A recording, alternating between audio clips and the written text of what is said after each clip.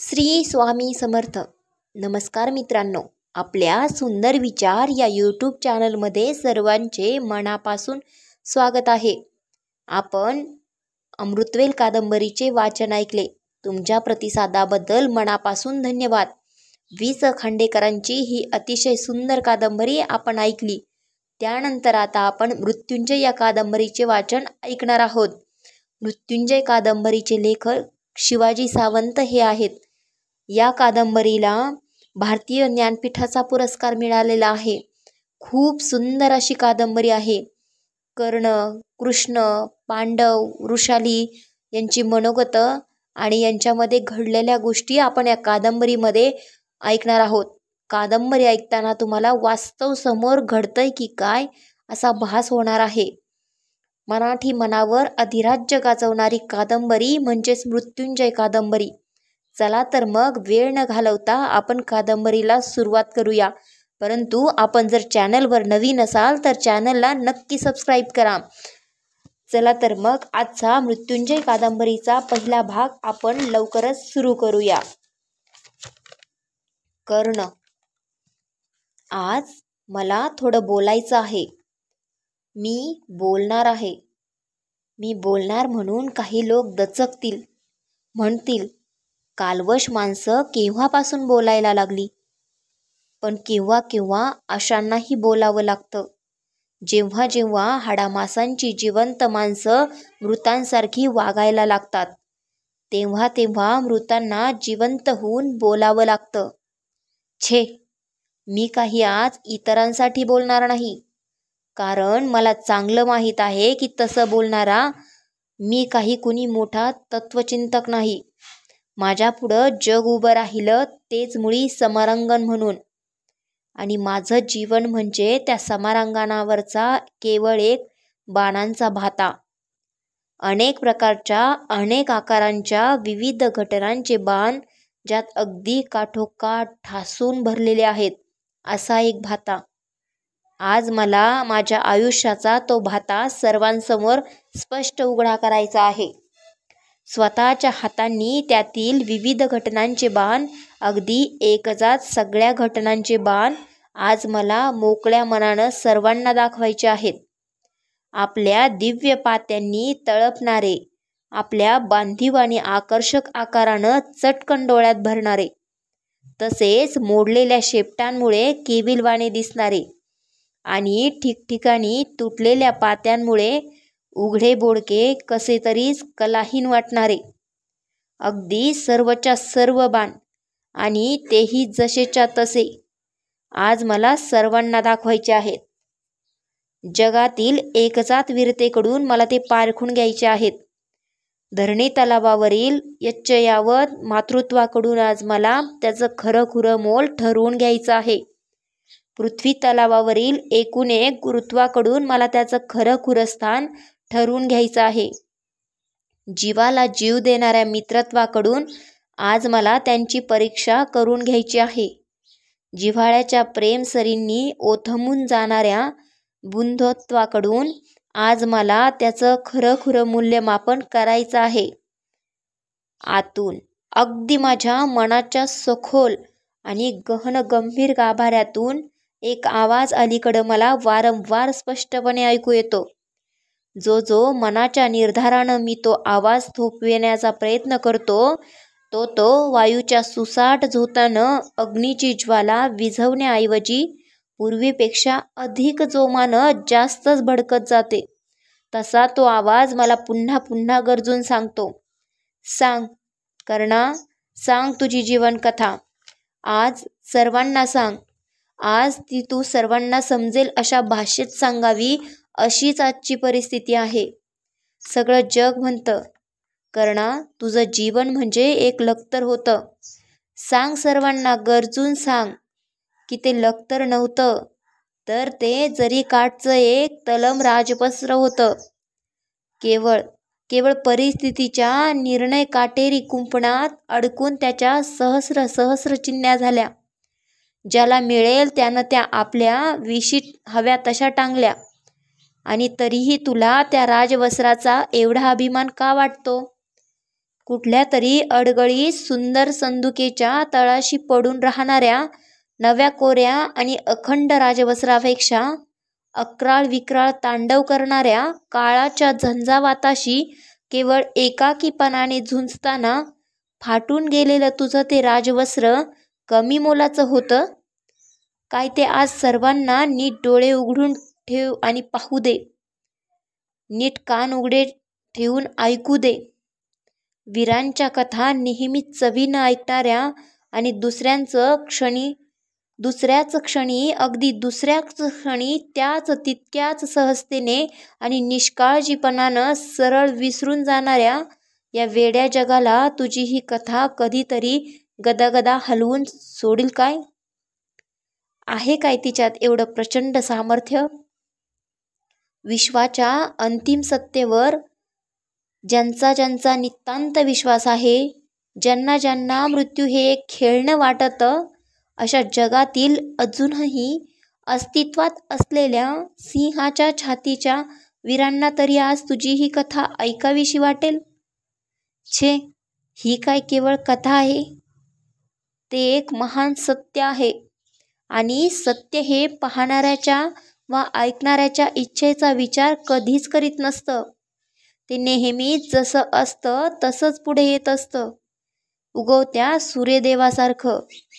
कोणतीही कथा ऐकत असताना ती ऐकणाऱ्यांची अशी कल्पना असते की तिच्यात मद्याचे मधुर चषक असावेत, नर्तिकांचे नादमय पदन्यास असावेत, स्त्रीपुरुषांची आवेगपूर्ण आलिंगनं असावीत, क्षणभंगूर जीवनाची जाणीव कुठंतरी विसरायला लावणारी धुंदी त्यात असावी. मी सांगणार आहे त्या जीवनकथेत असले मद्याचे चषक नाहीत, मनाला हळुवारपणाने गुदगुल्या करणारे नर्तिकेचे पदन्यास नाहीत. तिच्यात आहे केवळ संग्राम, निरनिराळ्या भावभावनांचा थरारून सोडणारा संग्राम. प्राणपणानं लढणारा मी केवळ एक रांगडा सैनिक. मी माझी कथा आज केवळ माझ्याच समाधानाकरता सांगतो आहे. माणसाला कुठंतरी आपलं मन मोकळं केल्याशिवाय आपण मुक्त झाल्यासारखं वाटतच नाही. म्हणूनच माझी ही कथा मी मोकळ्या मनानं सांगणार आहे. पण माझी ही संग्राम कथा संगतवार कशी सांगावी हीच आता माझ्या पुढची खरी अडचण आहे. कारण कडाडणाऱ्या विजेचा कानठळ्या बसविणारा मर्मभेदक आवाज ऐकल्यानंतर रानटी घोड्यांच्या कळपातील अनेक घोडे जसे वाट फुटेल तिकडे इतस्ततः धावू लागतात, तशा अनेक घटना आता स्पष्टपणे माझ्या डोळ्यासमोर काळाचा क्रम सोडून हव्या तशा धावत आहेत. त्यांचा संगतवार रचना कशी करावी ते माझं मलाच आता सुसेनासं झालं आहे. का कुणास ठाऊक, पण यावेळी पुन्हा माझ्या डोळ्यासमोर उभी आहे ती गंगा मातेच्या पवित्र आणि रमणीय तीरावर वसलेली चंपानगरी. चंपानगरी हे माझ्या जीवनसरितेतील मला आवडणारं सर्वात सुबक असं वळण आहे. त्या नगरीच्या नुसत्या आठवणीबरोबर माझ्या स्मृतींचं अरण्य एकदम चाळवलं जातं आणि घटनांच्या हरणांचे कळपाच्या कळप धपाधप उड्या घेत धावू लागतात. कुणी म्हणतात आठवणी म्हणजे मोरपिसासारख्या असतात, तर कुणी म्हणतात त्या बकुल फुलांसारख्या आपला सुगंध मागं दरवळत ठेवणाऱ्या असतात. पण मला मात्र ते कधीच पटत नाही. आठवणी या नेहमीच हत्तीच्या पायांसारख्या असतात. त्या आपल्या खोलवर असा ठसा मनाच्या ओलसर भूमीवर मागं ठेवूनच जातात. निदान माझ्या सर्व आठवणी तरी अशाच आहेत. चंपानगरी हा माझ्या जीवनाच्या मरुभूमीवरील काळाच्या गजराजाचं उठविलेला एक असाच खोलवर आणि स्पष्ट असा ठसा आहे. माझ्या जीवन प्रवासातील ते सर्वात शांत आणि हवंहवंसं वाटणारं आश्रयस्थान आहे. काही लोक जीवनाला मंदिर म्हणतात. मला माहीत आहे माझं जीवन तसं मंदिर मुळीच नाही, आणि असलंच तर चंपानगरी ह्या त्या मंदिरातील सर्वात मंजूळ अशी एकमेव घंटा आहे. गंगा मातेच्या विशाल आणि रमणीय किनाऱ्यावर वसलेलं ते एक छोटंसं गाव आहे कसलं होतं. लता वृक्षांनी आणि पशुपक्ष्यांनी बहरून गेलेल्या निसर्ग देवतेच्या कुशीत पहुडलेलं माझं ते चिमुकलं गाव चंपानगर. चकोर, चातक, कोकिळ, भारद्वाज आणि सारंग अशा असंख्य पक्षीराजांच्या मधुर कलकलाटानं भल्या पहाटे जागं होणारं, गायींच्या हंबरण्याबरोबर सकाळी रोजच्या कामाला लावणारं, 2 प्रहराच्या रणदणत्या वेळी कदंबाच्या गर्द गर्द छायेत निवांतपणा विसवणारं, घंटांच्या तालबद्ध आवाजांसह गायीबरोबर संध्याकाळी धुळीचे लोळ उडवीत परतणारं आणि रात्री गंगामातेच्या किनाऱ्यावरून येणाऱ्या मंद मंद शीतल वायुलहरी अंगावर पांघरून एखाद्या निरागस अर्भकासारखं शांत झोपी जाणारं. इथं या चंपानगरीत माझं ते रम्य बालपण गेलं. हो, अक्षरशः गेलंच.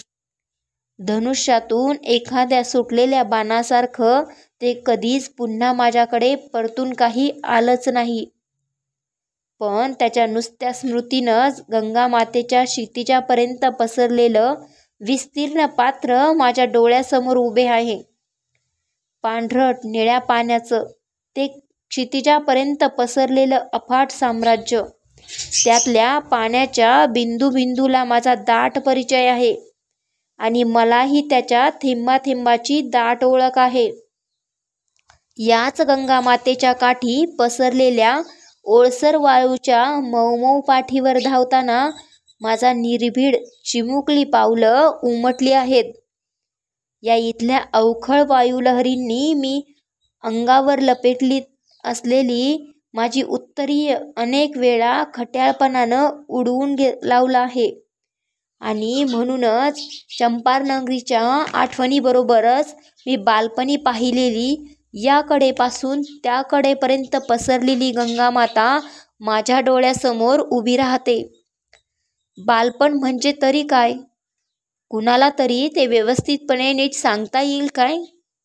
अनेक लोक कल्पनांनी त्याचं वर्णन करतात, पण मला म्हणाल तर ते नेहमीच रथासारखं वाटत आलं आहे.